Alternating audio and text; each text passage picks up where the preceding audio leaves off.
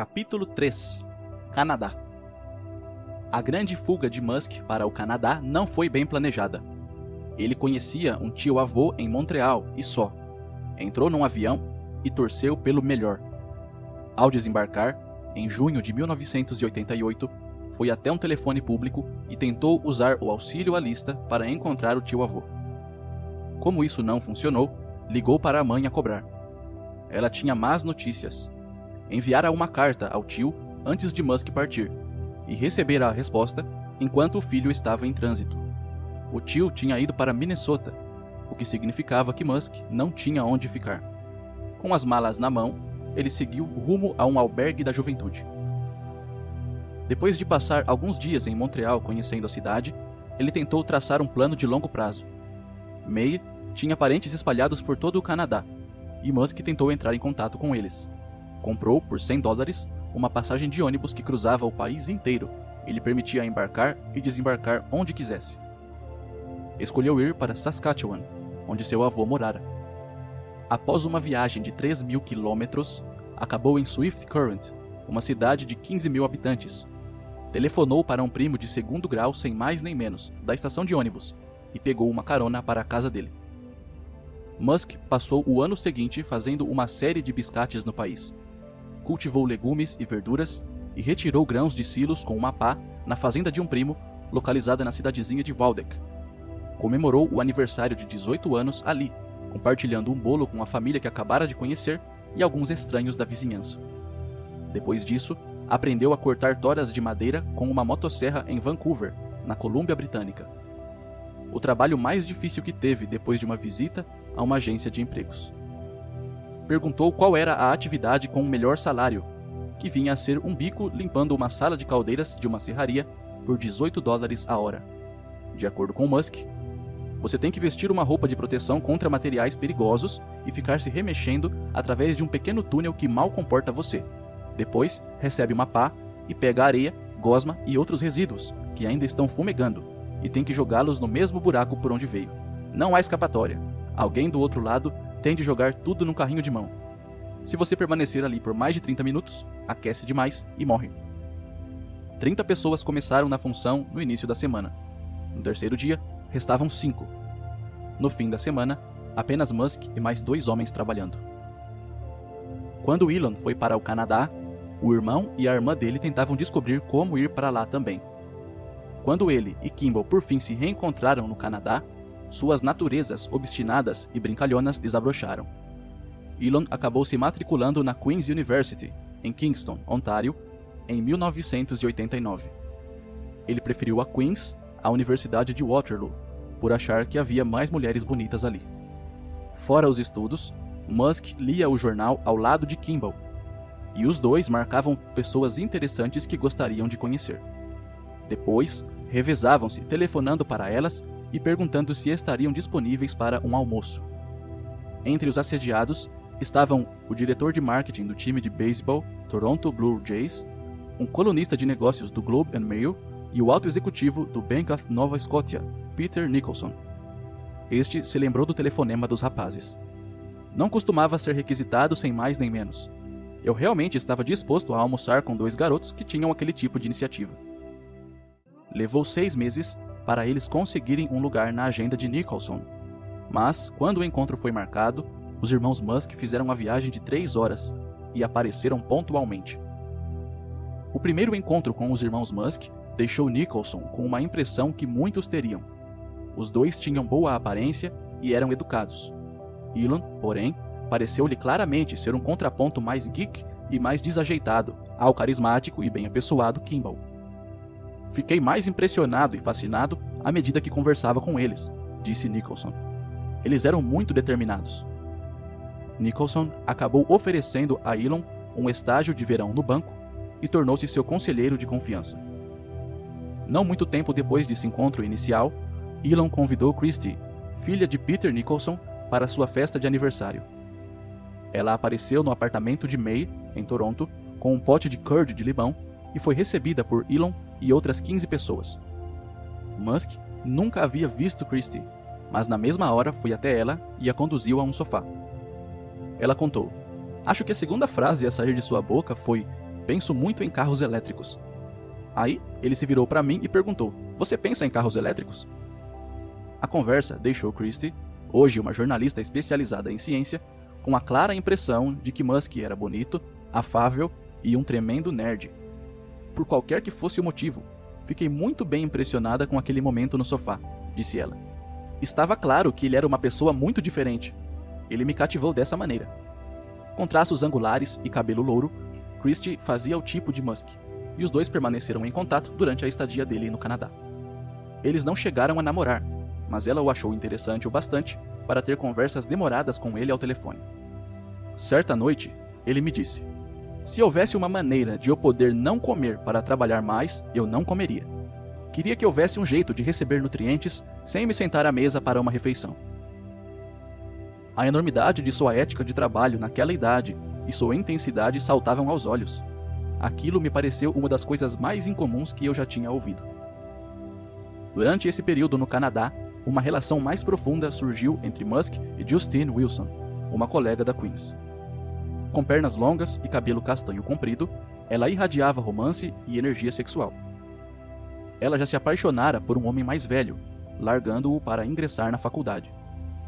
Sua intenção era que a conquista seguinte usasse jaqueta de couro e fosse uma espécie de James Dean ferido.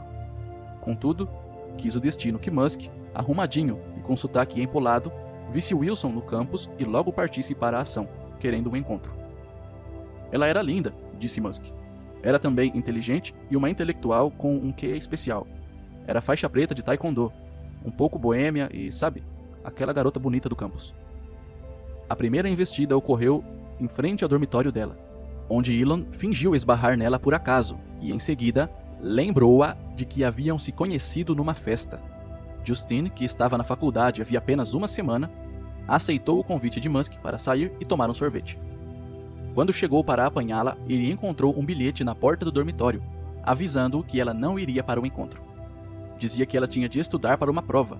Não poderia ir e sentia muito, lembrou Musk. Ele, então, procurou a melhor amiga de Justine e fez uma pesquisa, perguntando onde ela costumava estudar e qual era o seu sabor de sorvete favorito. Mais tarde, quando Justine se escondeu no centro estudantil com seus livros de espanhol, Musk apareceu por trás dela com 2 sorvetes com pedaços de chocolate derretendo nas mãos. Ela sonhava em ter um romance tórrido com um escritor. Queria ser como Sylvia e Ted, lembrou ela. Em vez disso, apaixonou-se por um geek implacável e ambicioso. Os dois assistiam à mesma aula de psicopatologia e compararam suas notas depois de uma prova. Justine tirou 97, Musk 98. Ele foi até o professor, persuadiu-o a dar-lhe os 2 pontos que perdera e recebeu um 100, contou Justine. Parecia que estávamos sempre competindo. Musk também tinha um lado romântico. Certa vez, enviou-lhe uma dúzia de rosas, cada uma delas com um bilhete, e a presenteou com um exemplar de O Profeta, cheio de reflexões românticas escritas à mão. Ele pode fazer você ficar caidinha, confessou ela. Durante os anos da faculdade, os dois rompiam e reatavam diversas vezes, Musk tendo que se esforçar muito para manter o relacionamento. Ela era moderna, namorava os caras mais bacanas e não estava interessada nem um pouco em Elon, disse May. Então isso foi difícil para ele. Musk correu atrás de outras 2 garotas, mas acabava voltando para Justine. Toda vez que ela agia com frieza com ele, Musk respondia com sua habitual demonstração de força. Segundo ela, ele telefonava com muita insistência. Você sempre sabia que era ele porque o telefone não parava nunca de tocar. O homem não aceita um não como resposta. Você não consegue se livrar dele. Penso nele como o exterminador do futuro. Ele fixa o olhar em algo e diz, isso será meu. Pouco a pouco, ele me conquistou. A faculdade fez bem a Musk. Ele se esforçou para ser menos o sabe-tudo, embora tenha encontrado ali um grupo de pessoas que respeitava sua capacidade intelectual. Os universitários estavam menos inclinados a rir ou zombar de suas opiniões obstinadas sobre energia, espaço e o que mais o cativasse no momento. Musk encontrara colegas que respondiam à sua ambição em vez de implicar com ela. E ele se alimentou desse ambiente. Naveed Farouk, um canadense criado em Genebra, foi parar no dormitório de calouro de Musk no outono de 1990. Os dois foram postos na seção internacional, onde um estudante canadense fazia par com outro vindo do exterior. Musk meio que rompeu esse sistema, já que tecnicamente era considerado canadense, embora não conhecesse nada de seus arredores. Tive um colega de quarto de Hong Kong, e ele era um cara realmente legal, disse Musk. Ele assistia religiosamente todas as aulas, e o que me era muito útil, uma vez que eu ia ao menor número possível delas. Por um tempo, Musk vendeu partes de computadores e PCs inteiros no dormitório para ganhar um dinheiro extra. Eu podia montar algo adequado à necessidade dos estudantes, como uma máquina de jogos incrementada ou um processador de texto simples que custava menos do que eles teriam de pagar numa loja, revelou. Ou se o computador deles não inicializasse direito ou tivesse um vírus, eu o consertava. Podia resolver praticamente qualquer problema. Criou-se um vínculo entre Farouk e Musk devido ao fato de terem vivido no exterior e possuírem um interesse comum por jogos de tabuleiro e de estratégia. Acho que ele não faz amigos com facilidade, mas é muito leal àqueles que tem, analisou Farouk. Quando o jogo Civilization foi lançado, os dois amigos passavam horas construindo o império para desânimo da namorada de Farouk, que jazia esquecida em outro quarto. Segundo ele, Elon podia ficar absorto horas a fio. Os estudantes também apreciavam o estilo de vida solitário. Éramos tipo de gente que você pode ficar sozinho numa festa e não se sentir constrangida, explicou Farouk. Podemos ficar pensando com nossos botões e não nos sentirmos socialmente estranhos com isso. Musk era mais ambicioso na faculdade do que havia sido no ensino médio. Estudou administração, participou de concursos de oratória e passou a exibir a intensidade e a competitividade que caracterizam seu comportamento hoje. Depois de uma prova de economia, Musk, Farouk e outros colegas da turma voltaram para os dormitórios e compararam anotações para tentar averiguar como haviam se saído. Logo ficou claro que Musk tinha uma compreensão mais firme sobre o material do que qualquer outro. Aquele era um grupo de alunos que se destacavam, e Elon ficou acima da média, disse Farouk. A intensidade de Musk permaneceu uma constante na longa relação deles. Quando começa algo, Elon desenvolve um nível de interesse diferente de outras pessoas. É isso o que o diferencia do restante da humanidade.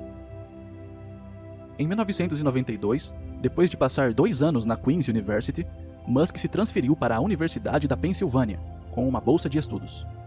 Ele viu na faculdade da Ivy League uma possibilidade de abrir outras portas e partiu em busca de 2 diplomas.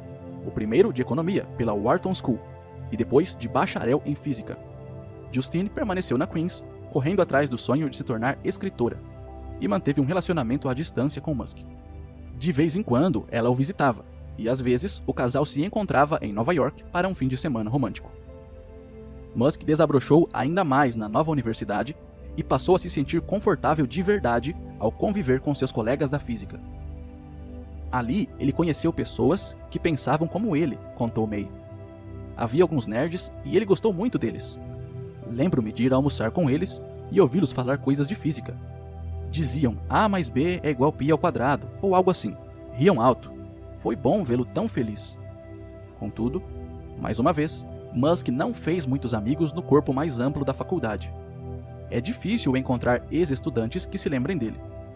Entretanto, ele fez um amigo muito próximo, chamado Adel Ressi, que se tornaria, por próprio mérito, um empreendedor do Vale do Silício e até hoje é o amigo mais próximo de Elon. Ressi é um sujeito magricela com bem mais de 1,80 m, dono de um ar excêntrico. Era um contraposto artístico e alegre para o estudioso e mais fechado Musk. Os dois eram alunos transferidos e acabaram sendo postos no dormitório fuleiro dos calouros. A cena social medíocre não correspondia às expectativas de Ressi, e ele persuadiu Musk a alugar uma casa grande fora do campus. Conseguiram um imóvel de 10 quartos relativamente barato, pois pertencia à fraternidade de alunos e não havia sido alugado. Durante a semana, Musk e Ressi estudavam, mas, quando o fim de semana se aproximava, Ressi, em particular, transformava a casa numa boate, cobria as janelas com sacos de lixo para tornar o interior um breu e decorava as paredes com tintas brilhantes e qualquer objeto que encontrasse. Era um bar clandestino, contou Ressi. Chegávamos a ter 500 pessoas. Cobrávamos $5 com direito a praticamente qualquer bebida. Cerveja, gelo shots e outras coisas. Quando chegava a noite de sexta-feira, o chão da casa tremia com a intensidade do volume das caixas de som de Ressi. May foi a uma das festas e descobriu que Ressi martelava objetos nas paredes e os laqueava com uma tinta que brilhava no escuro. ela acabou trabalhando à porta, recebendo casacos e o valor dos ingressos, e apanhou um par de tesouras para se proteger quando o dinheiro se acumulou numa caixa de sapatos. Uma segunda casa tinha 14 cômodos. Musk, Resi e outra pessoa moravam ali. Eles fizeram mesas pondo tábuas de compensado sobre barris usados e tiveram outras ideias para móveis improvisados. Um dia, ao chegar em casa, Musk descobriu que Resi havia pregado sua escrivaninha na parede, pintando-a com cores fluorescentes. Como retaliação, Elon despregou a escrivaninha, pintou-a de preto e foi estudar. E eu... Cara, isso é uma instalação de arte em nossa casa de festas, recordou seu amigo. Mencione a Musk esse incidente e ele responderá sem rodeios. Era uma escrivaninha. Musk bebia de vez em quando vodka com Coca-Cola Diet, mas não era um grande bebedor e não ligava de fato para álcool. Alguém tinha que ficar sóbrio durante aquelas festas, pondera ele. Eu pagava minha estada na faculdade do meu bolso e podia ganhar o aluguel de um mês inteiro em uma noite. Adele era o responsável por fazer aquela coisa na casa e eu dirigia a festa. Como explica Resi, Elon era o cara mais careta que já se viu. Nunca bebia, jamais fazia nada, zero, literalmente nada. As únicas vezes em que Resi teve de intervir e moderar o comportamento de Musk foram durante farras de videogame que podiam durar dias. O antigo interesse de Musk por energia solar e encontrar novas maneiras de utilizar energia aumentou na Universidade da Pensilvânia. Em dezembro de 1994, ele teve de propor um plano de negócios em uma de suas aulas e acabou escrevendo um estudo intitulado The Importance of Being Solar, a importância de ser solar. O documento começava com um pouco do seu senso de humor zombeteiro. No alto da página, ele escreveu: "O sol nascerá amanhã." N, a órfã, sobre o tema energia renovável. O estudo prosseguia prevendo um avanço da tecnologia de energia solar com base na melhoria de materiais e na construção de usinas solares em larga escala. Musk pesquisou a fundo o modo de como as células solares funcionam e os vários compostos que podem torná-las mais eficientes. Concluiu o trabalho com um desenho da estação de energia do futuro. Este mostrava 2 painéis solares gigantes no espaço, cada um com 4 km de largura, enviando energia para a Terra via feixes de micro-ondas, até uma antena receptora com 7 km de diâmetro. Sua nota foi 98, para o que seu professor considerou um trabalho muito interessante e bem escrito. Um segundo trabalho de faculdade falava sobre pegar documentos de pesquisa e livros e escaneá-los eletronicamente, realizando um reconhecimento óptico de caracteres e pondo todas as informações num único banco de dados. Em grande parte, como uma mistura do Google Livros com o Google Acadêmico hoje. E um terceiro trabalho tratava de mais um dos temas favoritos de Musk, os ultracapacitores. No documento de 44 páginas, Musk está claramente exultante com a ideia de uma nova forma de armazenamento de energia que serviria para seus futuros negócios com carros, aviões e foguetes. Citando a então mais recente pesquisa, saída de um laboratório no Vale do Silício, ele escreveu: "O resultado final representa o primeiro novo meio de armazenar quantidades significativas de energia elétrica desde o desenvolvimento da bateria e da célula de combustível."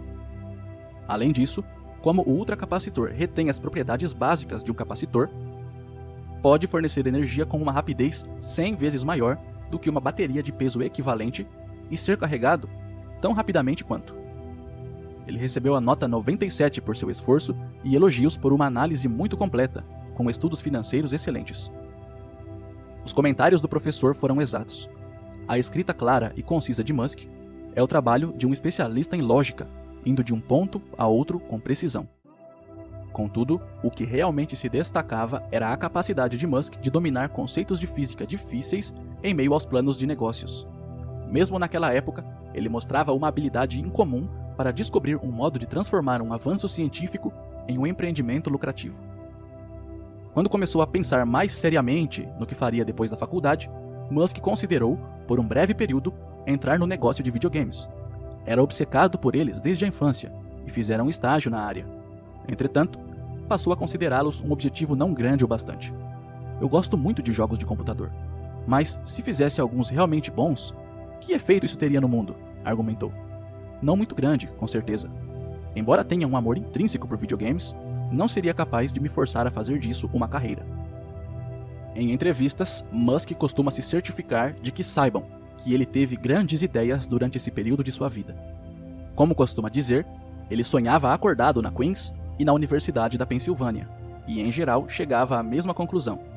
Via a internet, a energia renovável e o espaço como as 3 áreas que passariam por mudanças significativas nos anos seguintes e como os mercados onde ele poderia produzir um grande impacto. Jurou tentar desenvolver projetos em todas as 3. Contei a todas as minhas ex-namoradas e a minha ex-mulher sobre essas ideias. Provavelmente, isso pareceu uma conversa muito doida. A insistência dele em explicar as origens remotas de sua paixão por carros elétricos, energia solar e foguetes pode parecer insegurança. É como se Musk tentasse moldar à força sua biografia.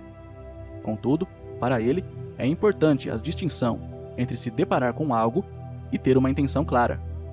O desejo de Musk de que o mundo saiba que ele é diferente do empreendedor comum do Vale do Silício é antigo. Ele não estava apenas farejando tendências, nem vivia consumido pela ideia de ficar rico. Ele tem buscado um plano mestre todo esse tempo. Afirmou: "Eu realmente pensava nessas coisas na faculdade. Não é uma história inventada depois do fato. Não quero parecer um recém-chegado, ou alguém que está seguindo uma moda ou sendo oportunista. Não sou um investidor. Gosto de tornar reais tecnologias que considero importantes para o futuro e, de alguma forma, úteis."